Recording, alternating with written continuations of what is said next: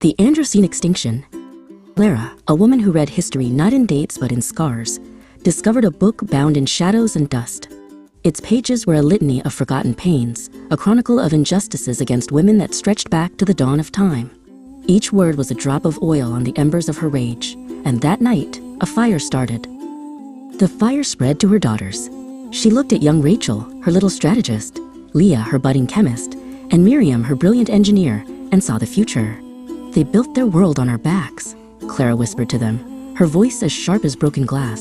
You will build a new one from their ashes. Their childhood was a crucible. While other children played, they studied genetics, ballistics, and history's bitterest lessons.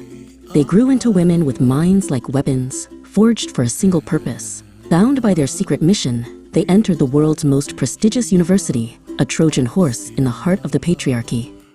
In the university's gleaming laboratories, Leah found the key. It was a virus, a masterpiece of biological engineering, elegant in its simplicity and absolute in its purpose. It sought one thing and one thing only, the Y chromosome, which it unraveled with terrifying precision. Miriam designed its vessel, a swarm of nanobots, invisible and silent, to ride the jet streams to every corner of the globe. Rachel, the strategist, wove a web of cyber attacks and political misinformation to mask their deployment. It was the perfect crime, a whisper that would silence half the world. It came to be known as the Great Quiet. It started as a phantom flu, a swift and sudden illness that left no man standing. Panic gave way to confusion, and then to a dawning, global horror. From their fortified command center, the sisters watched the world they had known burn away. When the last man fell, a profound silence settled over the planet. The sisters, architects of this new, quiet world, prepared to reveal themselves as its saviors. They stood together, ready to step into the light and claim their victory. But the world did not want saviors. It wanted vengeance. An army of grieving women rose from the ashes. Mothers without sons, wives without husbands. They saw not liberators, but the murderers of their families. Their grief was a tidal wave of rage, and it crashed upon the university's doors. The creators of the new world died in the heart of their creation. The militia of mothers showed no mercy. The sisters were executed in the same laboratory where they had unleashed Armageddon, their dream of a perfect world dying with them.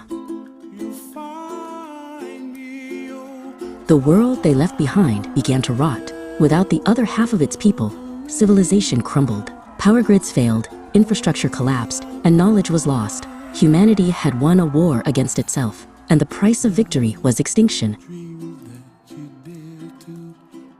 Years later, one woman remains.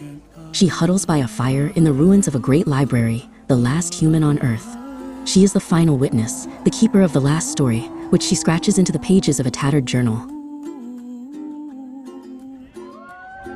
They called it justice, she writes, her hand trembling. They called it liberation. They took their revenge on the men, and in doing so, they orphaned humanity. They wanted a world without them, and now it is a world without us. The only sound is the wind blowing through the bones of our civilization. The silence is their only monument.